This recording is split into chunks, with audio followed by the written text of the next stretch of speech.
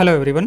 आज हम लोग इन्वर्स ट्रिगोनोमेट्रिक फंक्शंस में पांचवें फंक्शन फिफ्थ फंक्शन के बारे में पढ़ेंगे और वो है हमारे पास सेक इन्वर्स एक्स के बारे में। चार हम लोग पहले कर चुके हैं, तो आइए शुरू करते हैं। Fifth one, f x equal to sec inverse x. ठीक है, तो पहले सेक एक्स के बारे में थोड़ा सा जान लेते हैं। तो एक फंक्शन लेते हैं, इसका डोमेन लेते हैं हम लोग और फिर यहाँ पे उसके रेंज की बातें कर लेते हैं। तो फंक्शन जो है हमारे पास वो क्या है, सेक एक्स फंक्शन है। तो इसका डोमेन क्या होता है? डोमेन होता है हमारे पास r minus 2n plus 1 pi by 2।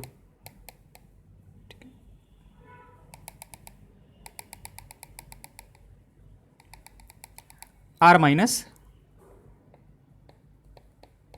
2n plus 1 pi by 2, मतलब पाई बाई 2 के ऑड मल्टीपल्स को हम लोग यहाँ पे नहीं रख सकते हैं। देखो क्यों नहीं रख सकते हैं, क्योंकि ये क्या होता है, 1 कॉस एक्स होता है और कॉस एक्स जो होता है वो odd multiple of pi by 2 पे 0 हो जाता है।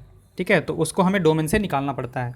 बाकी सब जगह कोई प्रॉब्लम नहीं है, odd multiple of pi by 2 पे सिर्फ प्रॉब्लम है।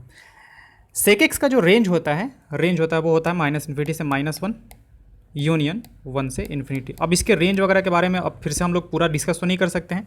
अगर आपको देखना है तो आप 11th क्लास वाला वीडियो एक बार देख लो। चलो, तो ये हो गया सेक एक्स के बारे में कि सेक एक्स का डोमेन क्या होता है, रेंज क्या होता है हमारे पास। ओके, अब अगर सेक एक्स का हम ग्राफ बनाएं तो सेक एक्स का ग्राफ हमारा कुछ इस तरीके का बनता है।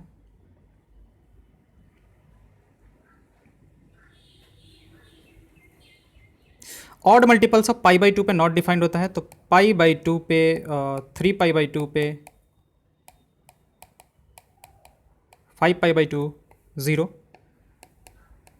Minus pi by 2 -3 pi by 2 -5 pi by 2 पे हम लोग क्या करेंगे, एक वर्टिकल ऐसे डॉटेड लाइन बना देते हैं, क्योंकि यहाँ पे कोई ग्राफ नहीं होगा, इस पे डिफाइंड नहीं है। तो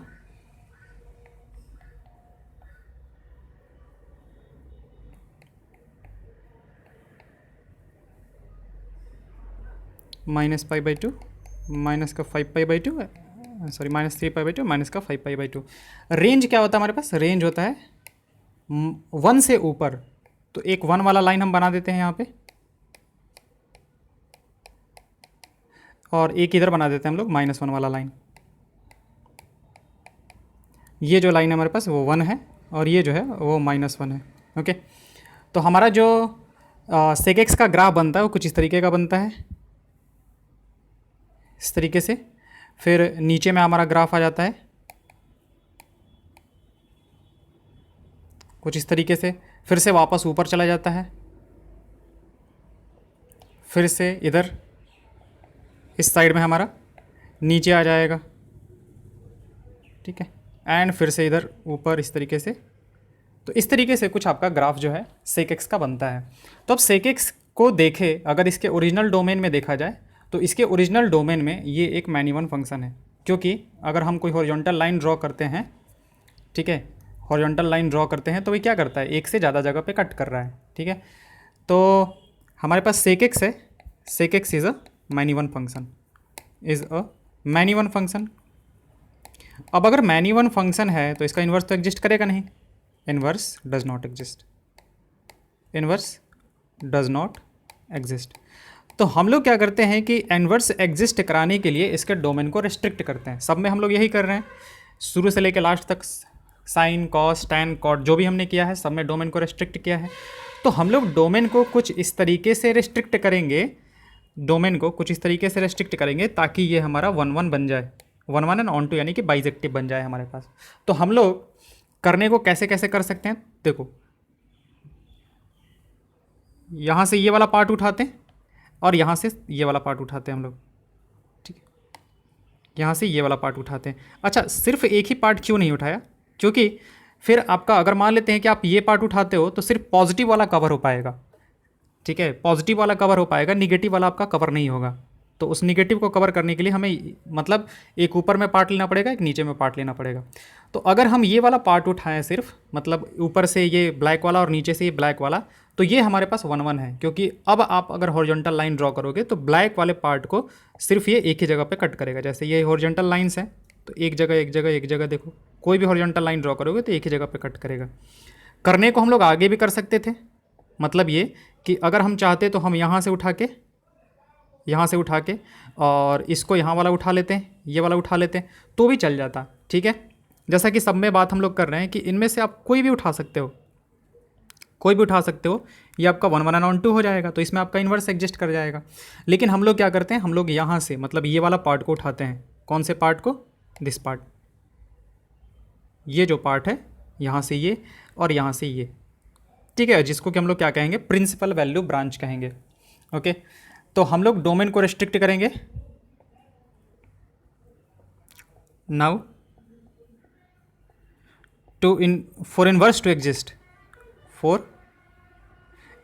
एग्जिस्ट, अगर इन्वर्स को एग्जिस्ट करना है, inverse to exist, domain needs to B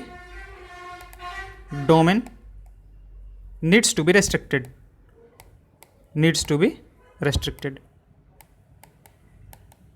domain को रेस्ट्रिक्ट करने की ज़रूरत है। ओके, तो हमने डोमेन को रेस्ट्रिक्ट किया कैसे है। अब वापस से sec x फंक्शन के लिए, फंक्शन हमारे पास sec x है। अब इसका जो डोमेन हम लोगों ने लिया है, रेस्ट्रिक्ट किया है किसके लिए, ताकि इसका इन्वर्स एग्जिस्ट करे। कहाँ से कहाँ तक किया है हमने, आप ये देखो कि ये हमने 0 से लिया है, आप यहाँ से देखो 0 से हमने लिया है कहाँ तक, पाई तक। तो हमने ये वाले पार्ट को उठाया है, डोमेन वाला। तो डोमेन वाले पार्ट में हमने क्या किया है, डोमेन अब 0 से लेके और कहाँ तक लिया है, पाई तक। 0 से लेके और कहाँ तक, पाई तक। ओके, अब 0 से लेके पाई तक तो ले लेंगे, तो उसके बीच में एक हमारा माइनस का π/2 चला जाएगा, मतलब π/2 नहीं रह पाएगा ना, क्योंकि π/2 पे नॉट डिफाइंड है हमारे पास। ये वाले पार्ट पे देखो, ये वाले पार्ट पे नॉट डिफाइंड है, तो 0 से पाई तक तो लेंगे, लेकिन उसमें से हमें π/2 जो होगा वो हटाना पड़ेगा। अच्छा, रेंज की बात करें तो रेंज जो होगा ना, वो आपका जो पहले था वो सारा का सारा कुछ कवर हो जाएगा, मतलब -∞ से -1 और यूनियन 1 से इन्फिनिटी। रेंज आप चाहो तो आप एक वाई एक्सिस पे देख लो कि इसके नीचे है, तो इसके नीचे क्या है, ये वाला पार्ट में नीचे में क्या जा रहा है हमारे पास, ये -1 है आपका, तो -1 से नीचे सब कुछ कवर कर ले रहा है, और 1 से ऊपर भी सब कुछ कवर कर ले रहा है। तो 1 से इन्फिनिटी और -∞ से -1, नीचे वाला भी सब कुछ कवर कर ले रहा है। ये हो गया हमारे पास। अब now function is 1 1, now function is bijective कह देते हैं कि फंक्शन बाइजेक्टिव है, यानी कि 1 1 and on 2 है। अब इन्वर्स एग्जिस्ट करेगा, इन्वर्स विल एग्जिस्ट। अब हमारा इसका इन्वर्स जो होगा वो एग्जिस्ट करेगा, और इन्वर्स अब एग्जिस्ट करके क्या बनेगा हमारे पास, तो उसके बारे में बात करते हैं। तो हमारे पास अब फंक्शन एक ले लेते हैं, that will be sec inverse x. इसका इन्वर्स, इसका डोमेन क्या हो जाएगा, इसका जो डोमेन होगा आपका ये हो जाएगा -∞ से -1, उसका रेंज इसका डोमेन बन जाएगा, मतलब -∞ से -1 और यूनियन 1 से लेके कहाँ तक, इन्फिनिटी तक। और इसका जो रेंज बन जाएगा, इसका जो रेंज बनेगा वो हमारे पास क्या हो जाएगा, ये 0 से लेके π/2 -π/2, उसका डोमेन इसका रेंज बन जाएगा 0 से पाई -π/2। अच्छा, अगर हम लोग ऐसे देखें कि जो हम लोग इन्वर्स फंक्शन में हम लोग पढ़ते थे कि f ऑफ f इन्वर्स जो होता था हमारे पास वो x आता था, तो वैसे उस तरीके से अगर देखा जाए, और फिर हमारे पास f इन्वर्स ऑफ f जो होता था वो भी हमारे पास क्या आता था, x आता था। तो इसके बारे में अगर बात करें तो अगर हम ऐसे लिखें कि sec inverse x, sec inverse x जो होगा हमारे पास वो x तो आएगा, बट ये x जो होगा वो कहाँ से आएगा हमारे पास, तो इसके डोमेन से आएगा, सेक इन्वर्स के डोमेन से। तो हम इस वाले सेट को मान लेते हैं ए सेट बोल देते हैं, और इस वाले सेट को बी सेट बोल देते हैं। तो हम लोग कहते हैं कि this one will be identity function on set A. देखो, sec of sec inverse x जो होगा वो हमारे पास एक्स तो आएगा, लेकिन वो कौन से सेट से होगा, इस सेट से होगा हमारे पास। और अगर हम लोग sec inverse of sec x की बात करें, सेक इन्वर्स सेक एक्स की बात करें, तो ये भी आपका एक्स ही आएगा, बट ये यहाँ से आ रहा है ना, यानी किसके डोमेन से आ रहा है, सेक के डोमेन से। और सेक का डोमेन जो है वो क्या है, सेक का जो डोमेन है वो ये है, और इसको हमने बी बोला है, इसको हमने ए बोला है, इस सेट को। तो ये क्या होगा, एक आइडेंटिटी फंक्शन होगा, बट वो कौन से सेट में होगा हमारे पास, आई बी में। ओके, तो इस चीज़ का ध्यान रखेंगे हम लोग। इसके बारे में हम लोग आगे चर्चा करेंगे कि sec of sec inverse x जो होता है वो एक्स होता है, कब होता है, और sec inverse of sec x होता है, एक्स होता है, वो कब होता है। इसके बारे में फिर से वापस हम लोग करेंगे। ओके, तो ये हो गया आपके पास सेक इनवर्स एक्स। अब इसके ग्राफ वाले पार्ट पे आते हैं कि इसका ग्राफ कैसे बनेगा। तो हमने बोला था कि इसका ग्राफ कैसे बनेगा। आप क्या करो कि ये वाला पार्ट सिर्फ उठाओ, जो ब्लू वाला पार्ट, ये वाला पार्ट, ये जो पार्ट है इस पार्ट को उठाओ, ठीक है। और क्या करेंगे हम लोग, इसका मिरर इमेज लेंगे। तो एक काम करते हैं, हम दोनों ग्राफ बना देते हैं एक ही साथ।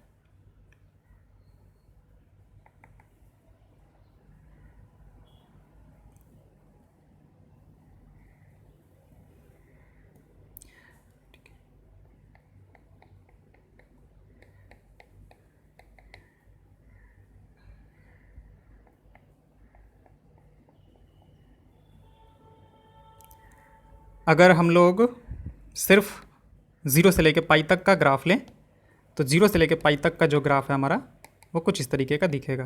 This one is pi and this one is pi by 2, 0, ये 1, ये -1। तो हमारा सिर्फ सेक एक्स वाला ग्राफ देखा जाए तो सेक एक्स वाला ग्राफ जो होगा हमारा वो कैसा दिखेगा, वो दिखेगा यहाँ से कुछ इस तरीके का, मतलब जो डोमेन हमने रिस्ट्रिक्ट किया है उसके बाद की बात कर रहे हैं हम लोग, और इधर इस तरीके से दिखेगा। तो आप पहले इसके कोऑर्डिनेट्स देखो। अच्छा, हम लोग किस लाइन में हम लोग इसका निकालते हैं, इमेज निकालते हैं y equal to x line में। तो y equal to x line की बात करें अगर, तो ये तो पाई बाई 2 है, तो इसके इधर कहीं यहाँ पे आएगा हमारे पास। तो इधर से ये क्रॉस करेगा लाइन हमारा, इधर से ये क्रॉस करेगा। तो इस लाइन में, यानी कि इस y equal to x line में हमें क्या करना है, मिरर इमेज लेंगे हम लोग। तो हमारा क्या निकल के आ जाएगा, जो ग्राफ है वो निकल के आ जाएगा, ठीक है। तो अब जब ग्राफ्स का जब आप मिरर इमेज लोगे तो यहीं पे बना दे क्या, देखो पॉइंट्स देख लेते हैं हम लोग। पॉइंट्स यहाँ पे देखो, ये कितना पॉइंट है हमारे पास, ये पॉइंट है, x का वैल्यू पाई, y का वैल्यू -1। तो हमारे पास -1 पाई जो होगा वो निकल के आएगा। तो यहाँ पे अगर हम इसको -1 बोल देते हैं तो -1 पे पाई निकल के आएगा। तो आपका कहीं इधर निकल के आएगा। चलो यहाँ पे नहीं करते हैं, हम अगले वाले पे कर देते हैं। देखो ध्यान दो बस कि पाई -1 पॉइंट इस पे है हमारे पास, और ये पॉइंट जो है हमारे पास वो कितना है, x का वैल्यू 0 और y का वैल्यू 1। तो उस पर कितना आना चाहिए हमारे पास, 1,0 आना चाहिए। ये हमारे पास किस पे डिफाइंड नहीं है, पाई बाई 2 पे डिफाइंड नहीं है, ठीक है। पाई बाई 2 पे डिफाइंड नहीं है तो वो हमारा आपकी बार ये डोमेन में नहीं है तो सेक इनवर्स के रेंज में नहीं होगा हमारे पास। ओके, तो चलिए सेक इनवर्स x का ग्राफ बनाते हैं। Graph of y is equal to sec inverse x। उसका एक्चुअली मिरर इमेज लोगे ना तो बन जाएगा। अब इतना प्रिसाइज तो हम है नहीं कि हम वहीं पे बना दें, तो इसलिए हम इसको अलग से बना दे रहे हैं। देखो बनेगा कैसे, आप सेक इनवर्स के डोमेन और रेंज की बात से, डोमेन और रेंज का डोमेन क्या होता है, -∞ से -1 यूनियन 1 से इन्फिनिटी, और रेंज होता है 0 से पाई माइनस पाई बाई 2। देखो 0 से पाई रेंज कहाँ पे आएगा हमारे पास, y एक्सिस पे। तो 0 से लेके और पाई, ये हो गया आपका माइनस का पाई बाई 2, मतलब पाई बाई 2 जो होगा वो नहीं आएगा। पाई बाई 2 नहीं आएगा तो हम इस पर एक डॉटेड लाइन ड्रॉ कर देते हैं। ये नहीं आएगा हमारे पास, ये नहीं आएगा। ये रेंज की बात हो गई। डोमेन क्या है हमारे पास, 1 से आगे है, मतलब ग्राफ इससे आगे आएगा, और -1 से क्या आएगा, पहले आएगा, क्योंकि डोमेन में हमारे पास यही है। अब पॉइंट देखो आप, यहाँ पे कितना है, पाई कॉमा -1, पाई कॉमा -1 है, तो इसके इन्वर्स वाले पे क्या आएगा, -1 पाई। इसका मतलब कि ये वाला पॉइंट, ये वाला जो पॉइंट होगा वो क्या होगा आपका, -1 पाई। x y लिखते हैं ना, तो x वैल्यू कितना है, -1, और y वैल्यू कितना है, पाई है हमारे पास। अच्छा, फिर अगला है हमारे पास 0,1, तो यहाँ पे 1,0 होना चाहिए, फिर 1,0, देखो ये वाला पॉइंट होना चाहिए। अब इसके बाद हमारे पास पाई बाई 2 पे ये नॉट डिफाइंड है, तो पाई बाई 2 पे नॉट डिफाइंड करते हुए जब आप इसको ड्रॉ करोगे तो इसका जो ग्राफ बनेगा आपका वो कुछ इस तरीके का बनेगा। ऐसे चलते जाओ आगे, और इधर से जब करोगे तो ये कुछ इस तरीके का ग्राफ बनेगा आपका, ठीक है। जब आप इसका मिरर इमेज लोगे, ये वाले पार्ट का y equal to x line में जब आप मिरर इमेज लोगे तो आपका जो ग्राफ होगा वो कुछ इस तरीके का दिखेगा। ये हो गया आपका किसका graph, y is equal to sec inverse x का ग्राफ है ये आपका। तो आप यहाँ से देख लो कि -∞ से -1 तक ग्राफ है, फिर 1 से आगे है हमारे पास, ठीक है। और जो रेंज है हमारा वो 0 से लेके पाई तक, पाई/2 जो है वो नहीं है। अच्छा, इसको ना हम लोग एसिम्प्टोट कहते हैं। इसको अगर कहा जाए तो इसको हम लोग कहते हैं एसिम्प्टोट। तो एसिम्प्टोट क्या होता है? एसिम्प्टोट एक ऐसा लाइन होता है ना जो कि ग्राफ को इनफाइनाइट पे टच करते हुए दिखता है। एसिम्प्टोट एक ऐसा लाइन होता है जो कि क्या करता है, ग्राफ को इनफाइनाइट पे कहीं टच करते हुए दिखता है। तो ये क्या कर रहा है, ये देखो ग्राफ जो है वो इसको लगेगा कि जाके और क्या करेगा, इनफाइनाइट पे टच करेगा। इसका इक्वेशन क्या होगा, y = π/2। तो ग्राफ को देखो क्या करेगा, ये इनफाइनाइट पे जाके टच करते हुए दिखेगा। ये एसिम्प्टोट हो जाएगा यहाँ पे हमारे पास। ओके, ये हो गया हमारे पास सेक इनवर्स x के बारे में। अब सेक इनवर्स x के बारे में देखो तो सेक इनवर्स का जो रेंज है हमारा वो कहाँ से कहाँ तक जा रहा है, 0 से लेके पाई तक, माइनस का π/2 वो आप अभी छोड़ दो, भूल जाओ। पहले ये देखो कि कहाँ से 0 से लेके और पाई तक कवर कर रहा है। π/2 वाला नहीं आएगा डेफिनेटली। तो इसका मतलब ये हुआ कि अब सेक x की बात करें कि सेक x पॉजिटिव कहाँ पे होगा। मतलब देखो हमें क्या करना है, सेक इनवर्स के अंदर यहाँ पे जो आएगा हमारे पास उसके बारे में देखना है। तो यहाँ पे हम लोग क्या करते हैं, यहाँ पे एक ये जो होता है वो रियल नंबर होता है हमारे पास, ये जो होता है हमारे पास वो रियल नंबर होता है।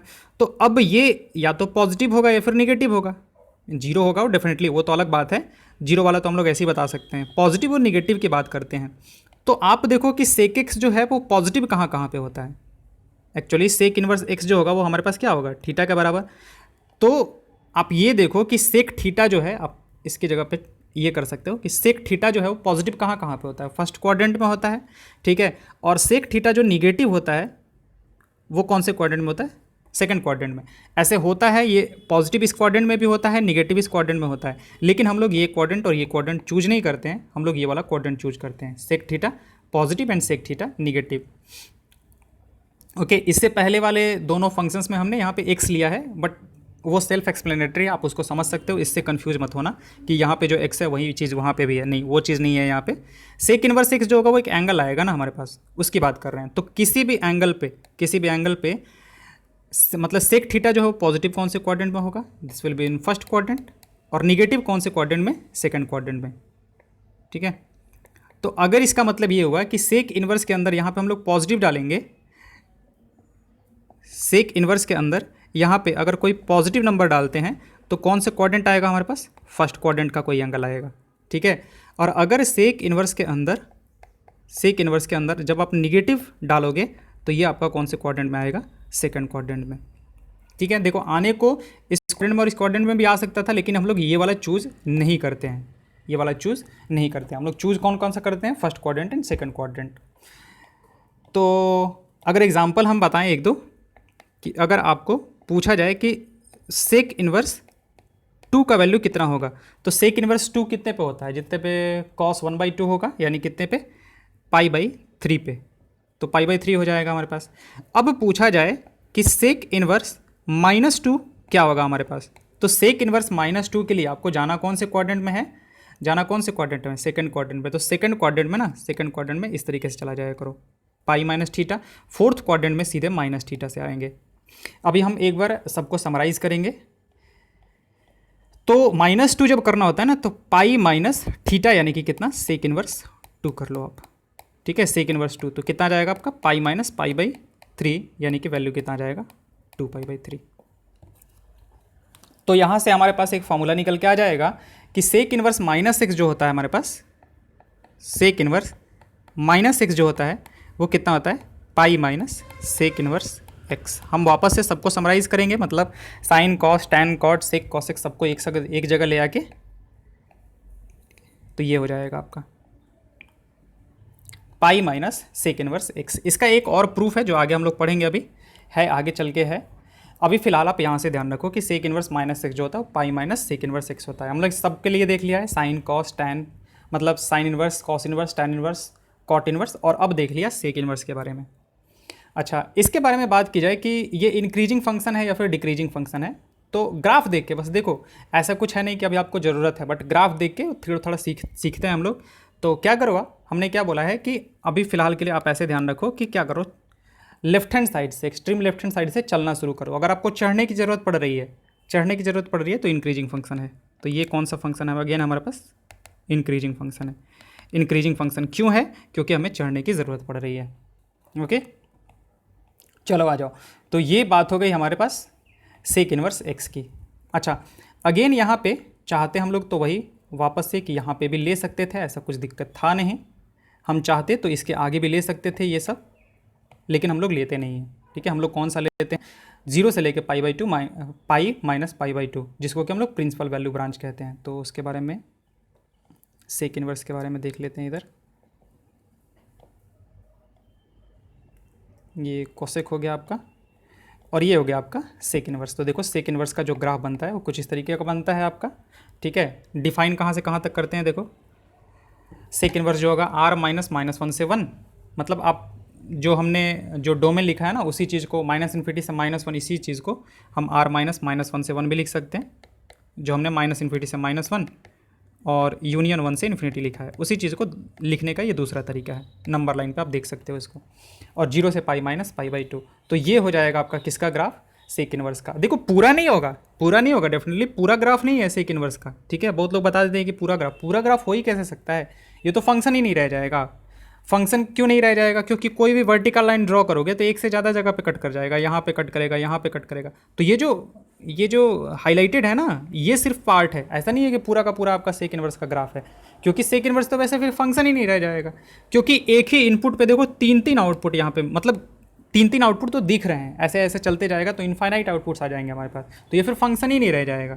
तो हमारा सिर्फ ये वाला पार्ट है, ये वाला पार्ट है। यही रीज़न है ना कि हम लोग इसको क्या करते हैं, रेस्ट्रिक्ट करते हैं। रेस्ट्रिक्ट नहीं करोगे तो कुछ इसी तरीका का ग्राफ बनेगा, ये इस तरीके का ग्राफ बनेगा। तो कोई भी वर्टिकल लाइन ड्रॉ करोगे तो एक से ज़्यादा जगह पे कट कर जाएगा, और ज़्यादा जगह पे कट करेगा तो इसका मतलब कि वो फंक्शन रह ही नहीं जाएगा। तो हमें तो फंक्शन बनाना है ना। ओके, तो ये हो गया हमारे पास बातें किसकी, सेक इनवर्स एक्स की। तो लास्ट वाले की बात कर लेते हैं, and that is cosec inverse x.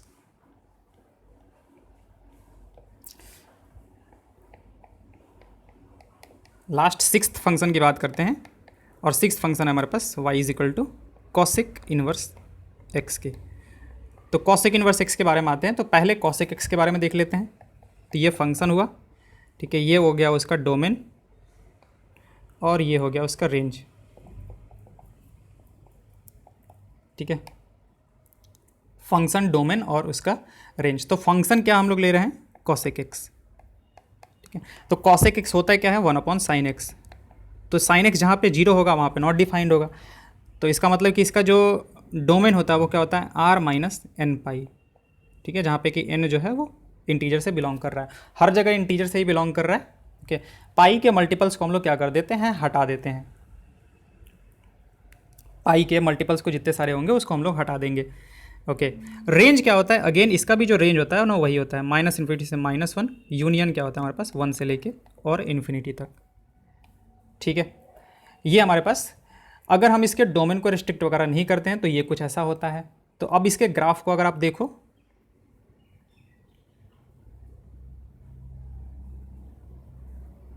तो ये देखो, ये डिफाइंड किस पे नहीं होगा, पाई के मल्टीपल्स पे डिफाइंड नहीं होगा। तो पाई के मल्टीपल्स पे, यानी कि पाई पे, 2π पे, 0 पे, -π पे और माइनस के 2π, इन सब पे क्या कर देंगे हम लोग, वर्टिकल लाइन डॉटेड की तरह ड्रॉ कर देंगे इस तरीके से।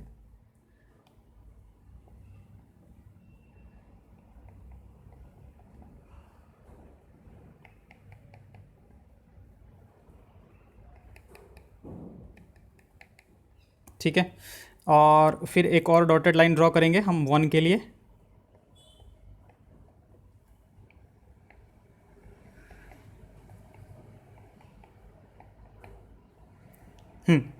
तो इसका जो ग्राफ बनता है आपका वो कुछ इस तरीके का बनता है, इस तरीके से। ये इसको टच कर रहा है, 1 वाले लाइन को टच करता है, इधर ये हमारे पास -1 वाले लाइन को टच करेगा,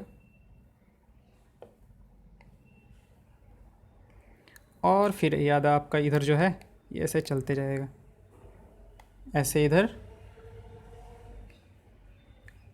इस तरीके से, एंड सो ऑन, इस तरीके से आपका चलते जाता है।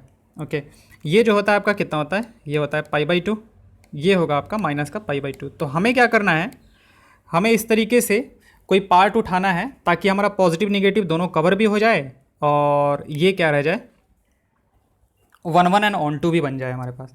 तो हम लोग किस पार्ट को यहाँ पे चूज करते हैं, तो हम लोग यहाँ पे इसको चूज करते हैं। देखो ये वाले को ऊपर में, ये वाले पार्ट को पॉजिटिव के लिए और निगेटिव वाले पार्ट के लिए इसको चूज करते हैं।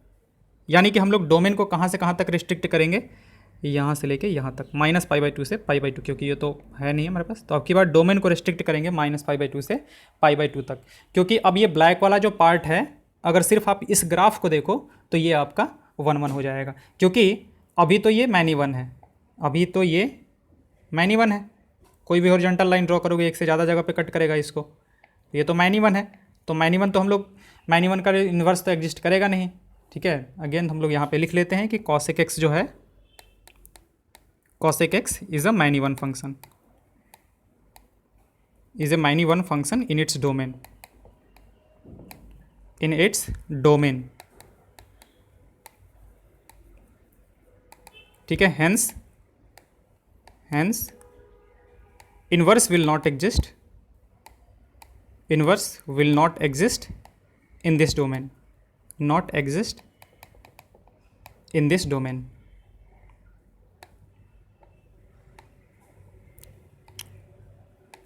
domain now हम लोग क्या करेंगे, we will restrict the domain, we will restrict the domain, domain को हम लोग restrict करेंगे, ठीक है, from कहाँ से, -π/2 से लेके और π/2, -π/2 से π/2, उसमें से हमारा 0 चला जाएगा क्योंकि 0 पे नॉट डिफाइंड होगा। तो ये न्यू डोमेन हो जाएगा हमारे पास, new domain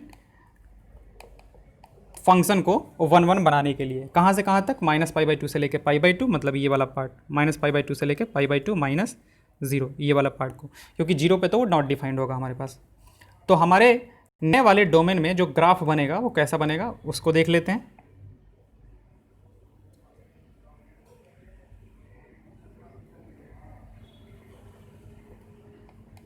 this one is x, this one is y।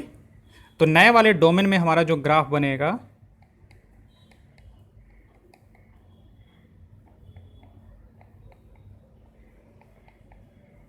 वो आपको कुछ इस तरीके का दिखेगा।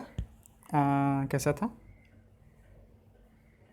इस तरीके से, और इधर इस तरीके से। This one is -1, this one is 1, okay. ये आपका हो जाएगा, ये पॉइंट जो है ये π/2 है, और ये पॉइंट जो है वो माइनस का π/2 है। तो ये कुछ इस तरीके का दिखेगा। अब हमें क्या करना है, हमें इसका भी इमेज लेना है। ये किसका ग्राफ हो गया, y = cosec x का, ठीक है, इन रेस्ट्रिक्टेड डोमेन। जो हमने नया वाला जो डोमेन निकाला है, रिस्ट्रिक्ट किया है, उसमें इन रेस्ट्रिक्टेड डोमेन। अब क्या करेंगे इसका, y = x लाइन में मिरर इमेज लेंगे। तो बात करते हैं अब graph of y = cosec inverse x। कैसे मिलेगा, take mirror image of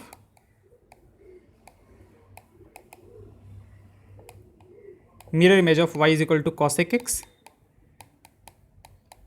cosec x in y = x। y = x line में क्या करना है आपको, इसका मिरर इमेज ले लेना है, या फिर क्या कर दो, इंटरचेंज कर दो, इंटरचेंज और interchange x and y axis,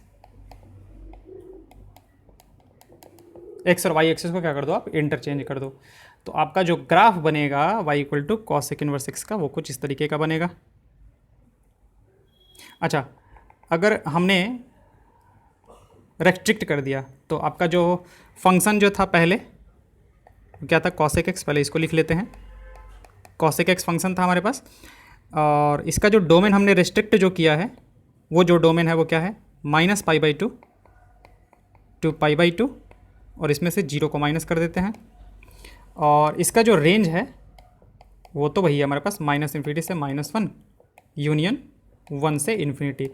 अब ये जो है हमारे पास फंक्शन cosec x, अब ये 1 1 एंड ऑन टू है हमारे पास, तो इसका इन्वर्स एग्जिस्ट करेगा, और इसका जो इन्वर्स होगा यानी कि कॉसेक इन्वर्स एक्स जो होगा, कॉसेक इन्वर्स एक्स जो होगा उसके लिए डोमेन का काम कौन करेगा, ये करेगा, यानी कि -∞ से -1 यूनियन क्या 1 से इन्फिनिटी, ये हमारा डोमेन का काम करेगा। और इसका जो रेंज हो जाएगा वो क्या हो जाएगा, ये हो जाएगा, यानी कि -π/2 से π/2 माइनस कितना 0। ओके, तो इसका ग्राफ बनाते हैं कॉसेक इन्वर्स एक्स का, y = कॉसेक इन्वर्स एक्स के ग्राफ की बात करते हैं। तो कॉसेक इन्वर्स एक्स का जो ग्राफ बनेगा हमारा,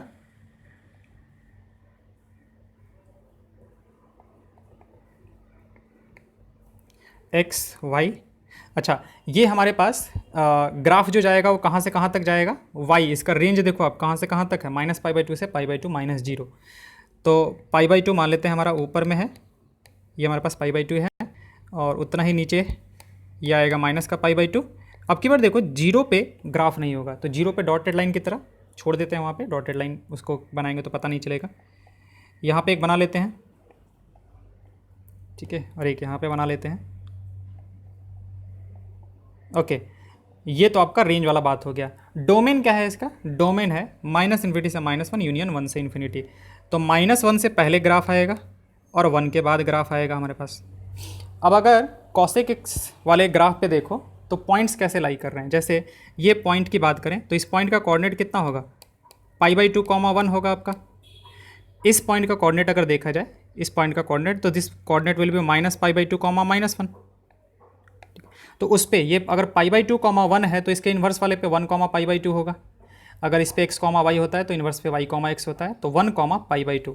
1, π/2 का मतलब क्या कि ये वाला पॉइंट आएगा हमारे पास, और एक आपका इधर वाला ये पॉइंट आ जाएगा -π/2, -1। और एसिम्प्टोट कौन बनेगा आपका, मतलब क्या नहीं मिलेगा, क्या नहीं मिल रहा है हमारे पास, 0 नहीं मिल रहा है। तो अगर 0 नहीं मिल रहा है तो 0 एसिम्प्टोट बनेगा हमारा, और ग्राफ जो होगा आपका वो कुछ इस तरीके का दिखेगा। क्योंकि देखो 0 जो है वो रेंज में नहीं है ना, हमारा रेंज में -π/2 से लेके π/2 तक सब कुछ है, यहाँ से लेके यहाँ तक सब कुछ है, बस ये बीच में गायब है, तो उस पर कोई ग्राफ नहीं होगा हमारा। तो आप देख सकते हो कि -1 से पहले ग्राफ है, 1 के बाद ग्राफ है, 1 के बाद ग्राफ है, -1 से पहले ग्राफ है, और जो रेंज है हमारा -π/2 से π/2 उसमें से 0 हमारा गायब है।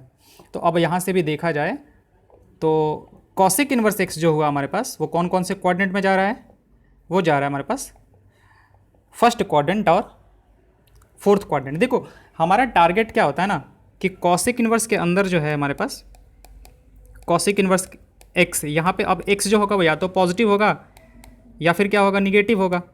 तो पॉजिटिव और निगेटिव दोनों के लिए यहाँ से जो एंगल निकल के आने वाला है उस एंगल को हम लोग देख ले, तो एंगल देखो कहाँ कहाँ पे हो सकता है। तो कॉसेक पॉजिटिव कहाँ कहाँ पे होता है, तो यहाँ पे होता है कि यहाँ पे होता है, लेकिन हम लोग लेते कौन सा है, चूज़ कौन सा करते हैं, ये वाला फर्स्ट क्वाड्रेंट चूज करते हैं, क्योंकि कॉसेक थीटा यहाँ पे जो होता है हमारे पास वो पॉजिटिव होता है। कॉसेक थीटा जो होता है यहाँ पे क्या होता है, पॉजिटिव होता है। निगेटिव कहाँ कहाँ पे होता है, यहाँ पे होता है और यहाँ पे होता है, लेकिन निगेटिव वाला जो है हम लोग यहाँ पे चूज़ करते हैं। शुरू में हमने बोला था ना कि रेस्ट्रिक्ट देखो कहीं भी कर सकते हो, लेकिन हमने जो रेस्ट्रिक्ट किया है -π/2 से π/2 उसके लिए हमारा यहीं पे आएगा। तो अगर हमारे पास कॉसेक इन्वर्स के अंदर, कॉसेक इन्वर्स एक्स के अंदर मतलब यहाँ पे अगर हमारे पास पॉजिटिव आया तो कौन से क्वाड्रेंट का एंगल देखेंगे हम लोग, फर्स्ट क्वाड्रेंट में, मतलब जो निकल के आने वाला है वो फर्स्ट क्वाड्रेंट का एंगल आएगा, फर्स्ट क्वाड्रेंट एंगल निकल के आएगा आपका। अच्छा, इससे पहले वाले में ना हम यहाँ पे इस चीज़ को x की तरह लिखते थे, तो आपको वो थोड़ा सा सेल्फ एक्सप्लेनेटरी तरीके से समझ लेना कि वो ये x नहीं है, वो जो है ये एंगल है, यहाँ पे ये जो आता है वो वैल्यू आता है, ठीक है। तो दूसरा हो जाएगा हमारे पास कि कॉसेक इन्वर्स यहाँ पे x, अगर ये निगेटिव है तो कौन से क्वाड्रेंट में ढूंढेंगे हम, ये ढूंढेंगे हम लोग फोर्थ क्वाड्रेंट में, फोर्थ क्वाड्रेंट का एंगल आएगा हमारे पास। एक सिंपल सा एग्जांपल कर लेते हैं इसमें भी। देखो कि अगर पूछे कि कॉसेक इन्वर्स 2 जो होगा वो क्या होगा, तो कौन से क्वाड्रेंट में आएगा, फर्स्ट क्वाड्रेंट में, यानी कि 0 से लेकर π/2 तक। तो फर्स्ट क्वाड्रेंट में कॉसेक किस एंगल के लिए 2 होता है, तो कॉसेक होता है π/6 के लिए 2, क्योंकि साइन π/6 जो होता है हमारे पास, मतलब कॉसेक π/6 जो होता है वो क्या होता है, कॉसेक π/6 जो होता है वो 2 होता है ना, तो कॉसेक इन्वर्स जो होगा हमारे पास 2, मतलब उल्टा चल रहा है ना हम लोग, π/6 पे 2 मिल रहा है तो 2 पे क्या मिलेगा वो बताना है हमें, π/6 मिलेगा हमें। अच्छा, फिर माइनस की बात करें तो कॉसेक इन्वर्स -2 की जो बात करेंगे तो वो देखो हमने क्या बोला है कि निगेटिव जो होगा ना तो फोर्थ क्वाड्रेंट में एंगल ढूंढेंगे, और फोर्थ क्वाड्रेंट में एंगल ढूंढने का तरीका क्या है हमारे पास, -θ सीधे कर दो, -θ। एक्चुअली 2π -θ भी कर सकते हो, लेकिन 2π -θ करोगे ना तो वो इसके रेंज से बाहर चला जाएगा, क्योंकि इसका रेंज जो है वो -π/2 से π/2 तक है। तो इसी के बीच में हमें कुछ पता करना होगा ना, -π/2 से लेकर π/2 के बीच में ही। तो ये जो आएगा आपका -2 पे, तो वो सीधे सीधा आपको क्या कर देना, माइनस का कॉसेक इन्वर्स 2 कर देना है। तो दिस विल बी माइनस का π/6, क्योंकि फोर्थ क्वाड्रेंट में एंगल आने के लिए क्या करते हैं हम लोग, सीधे सीधे ऐसे आ जाते हैं, निगेटिव कर दो आप। इस डायरेक्शन में हम लोग पॉजिटिव एंगल लेते हैं, इस डायरेक्शन में निगेटिव, तो निगेटिव कर दोगे तो आपका सीधा सीधा निकल के आ जाएगा। अच्छा, आप कॉसेक इन्वर्स x का अगर ग्राफ देखो तो ये क्या दिख रहा है आपको, इंक्रीजिंग दिख रहा है या फिर डिक्रीजिंग दिख रहा है। तो हमने क्या बोला है कि आप यहाँ पे चलना शुरू करो, अगर उतरना पड़े तो डिक्रीजिंग, चढ़ना पड़े तो इंक्रीजिंग। तो यहाँ पे तो उतरना पड़ेगा आगे जाने पे, तो ये क्या है, एक डिक्रीजिंग फंक्शन है। देखो ये कोई मैथमेटिकल तरीका नहीं है, डेफिनेटली हम एओडी में इसके बारे में डिफ्रेंशिएट करके इसको बताएंगे कि ये डिक्रीजिंग है या फिर इंक्रीजिंग है, बट यहाँ पे थोड़ा सा आप ध्यान रख लो इस चीज़ का कि ये डिक्रीजिंग किस तरीके से हम लोग कह सकते हैं। तो ये निकल के आ गया। अब हम लोग क्या करते हैं, समराइज करते हैं सारे फंक्शंस को, ठीक है। देखो अगर ध्यान से देखो तो जो 6 इन्वर्स ट्रिग्नोमेट्रिक हमने पढ़े हैं उसमें सब में पॉजिटिव के लिए ना, ठीक है, पॉजिटिव के लिए फर्स्ट क्वाड्रेंट ले रहे हैं, मतलब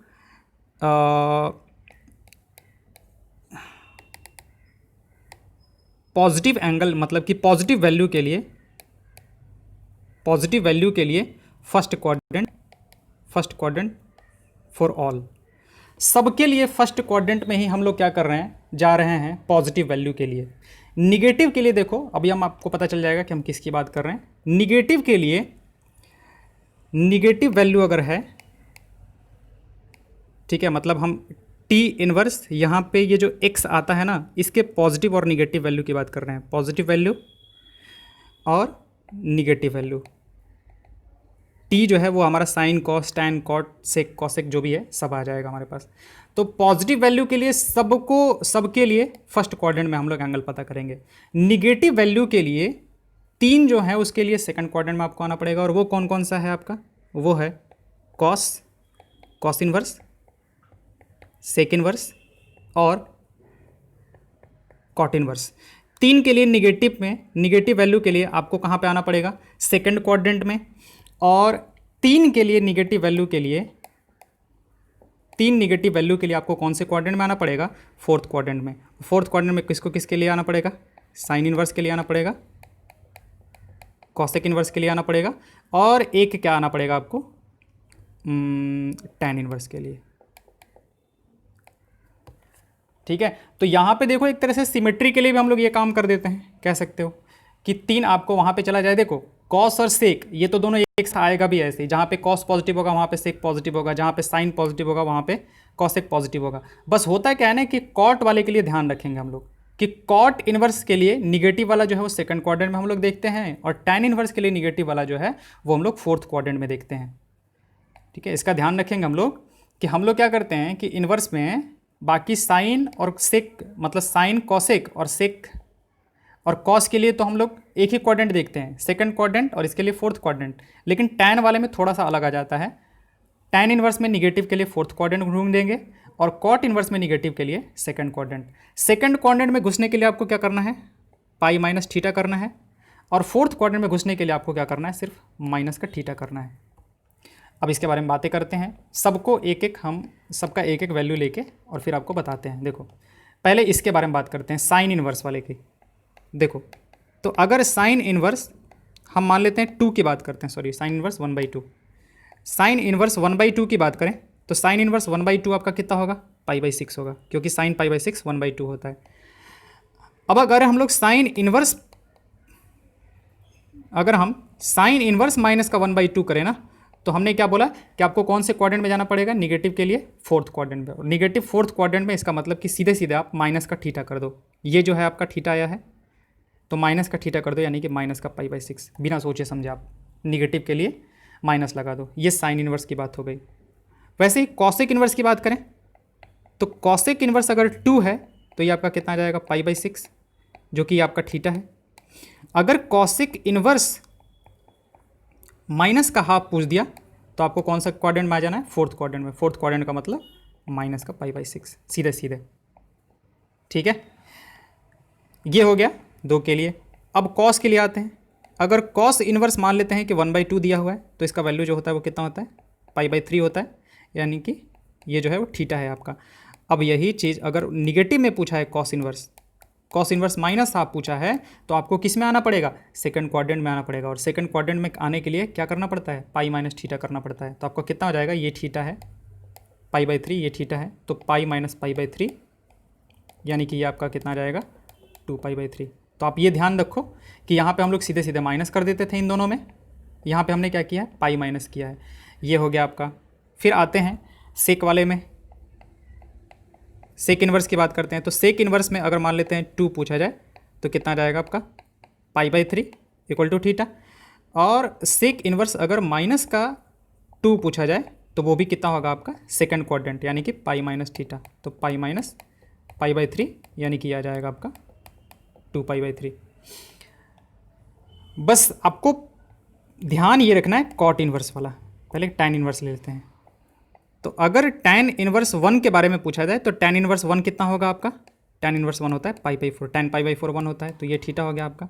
अब टैन इन्वर्स -1 जो होगा आपका, टैन इन्वर्स -1 वो कितना हो जाएगा, सिर्फ माइनस थीटा, यानी कि माइनस का π/4। लेकिन अगर कॉट इन्वर्स की बात की जाए, कॉट इन्वर्स 1 की बात करें तो ये भी आपका π/4 होगा। लेकिन अगर कॉट इन्वर्स -1 की बात करेंगे हम लोग, -1, तो ये सेकंड क्वाड्रेंट में, और सेकंड क्वाड्रेंट में कैसे आएगा, π - π/4, यानी कि ये कितना जाएगा आपका, दिस वन विल बी 3π/4। तो आप ये देखो कि साइन और कॉसिक वाले के लिए, दोनों के लिए देखो एंगल जो है वो सेम आ रहा है आपका।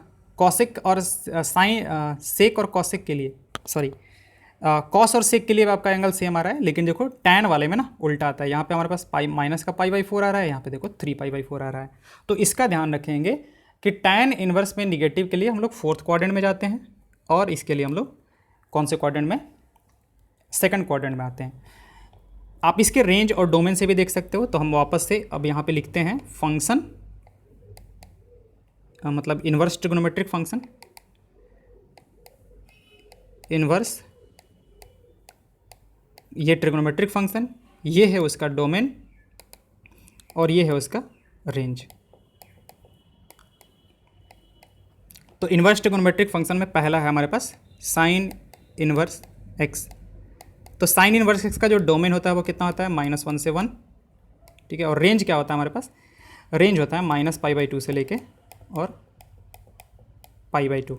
ध्यान रखेंगे कि हमारे पास यहाँ पे जो डोमेन होगा वो एक नंबर होगा, और जो रेंज होगा वो हमारे पास क्या होगा, हमारे पास एक एंगल होगा। दूसरा, सेकंड आते हैं कॉस इन्वर्स x पे। तो कॉस इन्वर्स x का जो डोमेन है वो हमारे पास -1 से 1 है, लेकिन इसका जो रेंज होता है वो कितना होता है, 0 से लेके और पाई होता है। थर्ड है हमारे पास टैन इन्वर्स। तो टैन इन्वर्स x का जो डोमेन होता है वो r होता है, और रेंज जो होता है वो आपका कितना होता है, -π/2 से लेके और π/2। कॉट इन्वर्स x की बात करें, कॉट इन्वर्स x की बात करें तो कॉट इन्वर्स x का भी डोमेन r होता है, लेकिन इसका जो रेंज होता है वो कितना होता है, 0 से लेके पाई तक। फिफ्थ वन, अगर सेक इन्वर्स x की बात की जाए तो सेक इन्वर्स x का जो डोमेन होता है वो क्या होता है, -∞ से -1, यूनियन क्या, 1 से इन्फिनिटी। और सेक इन्वर्स का जो रेंज होता है वो क्या होता है, 0 से पाई माइनस क्या होता है, π/2, 0 से पाई माइनस π/2। और छठा आपका कॉसेक इन्वर्स x जो हो जाएगा, इसका भी जो डोमेन होता है वो होता है -∞ से -1, यूनियन 1 से इन्फिनिटी। और इसका जो रेंज हो जाता है वो क्या होता है, -π/2 से लेके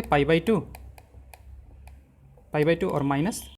तो आप इन सबको एक साथ देख के और देख सकते हो कि देखो साइन इन्वर्स वाले का जो डोमेन होता है, इसका, इसका और इसका डोमेन कुछ एक तरीके का होता है। तो आप इन तीनों को एक साथ याद रखो, ठीक है।